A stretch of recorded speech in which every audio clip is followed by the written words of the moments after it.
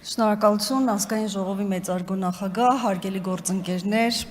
պարոն Արծվիկ Մինասյան, իհարկե նա այստեղ չի, բայց վստահ եմ, որ լսում է եւ հետեւաբար խոսքս կուղեմ իրեն։ Պարոն Մինասյան, երեք նեղ սրտում էիք, որ մենք չենք հորդորում Արման Բաբաջանյանին, որպեսի ներողություն խնդրի Դաշնակցություն կուսակցությունից այն բանի համար, որ անվանել է Դաշնակցություն կուսակցությանը տերորիստ։ Սա ինձ գիտեք ինչ հիշեցրեց, որ բոլորովին վերջերս մեր երկրում կանխվեց ահաբեկչական ակտ եւ ձեր կուսակցության որոշ ներկայացուցիչներ այնտեղ ներգրավված էին։ Եվ ընդհանուր առմամբ կուսակցությունն էլ կարծում եմ համախոհեր այդ ամենի հետ, ինչ որ պիտի երկրում տեղի ունենար, այսինքն իշխանության վերնախավի գլխատում, ենթակառուցվածքների վրա հարձակումներ, նաեւ վտանգ, այսպես Հայաստանի Հանրապետության քաղաքացիների կյանքի նկատմամբ։ Հիմա ես հիշեցի, որ երևի ամենակիչը 100 անգամ ազգային ժողովի դահլիճում գրեթե բոլոր падգամավորները ձեզ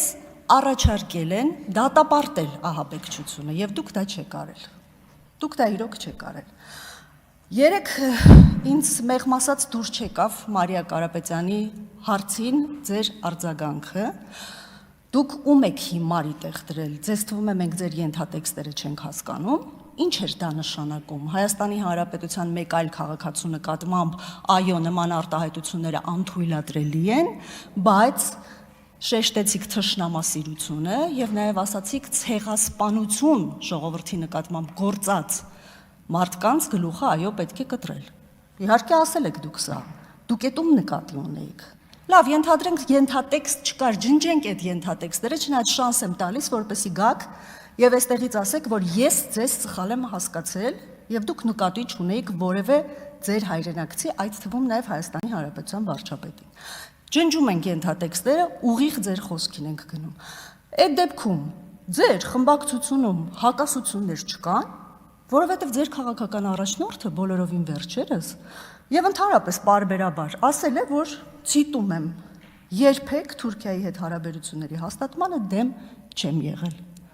Ձեր խմբակցությունը այդքան ամեն ինչ հարց է, թե սա ուղղակի քաղաքական երկերեսանիություն է։ Խնդրում եմ այս հարցերին էլ պատասխանեք ձեր եզրափակիչի ելույթում։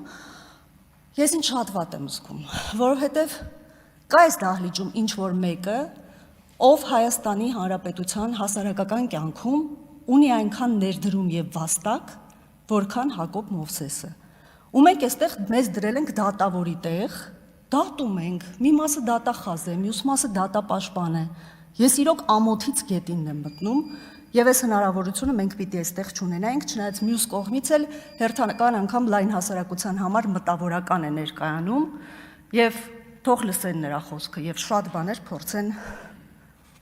սովորել նաեւ։ Ես չեմ սիրում ձեր սառը արդարությունը։ Ձեր դատավորների հայացքում նշմարվում է միշտ դահիճն ու նրա սառը դանակը։ Այսպես խոսեց զրադաշտը։ Շնորհակալություն։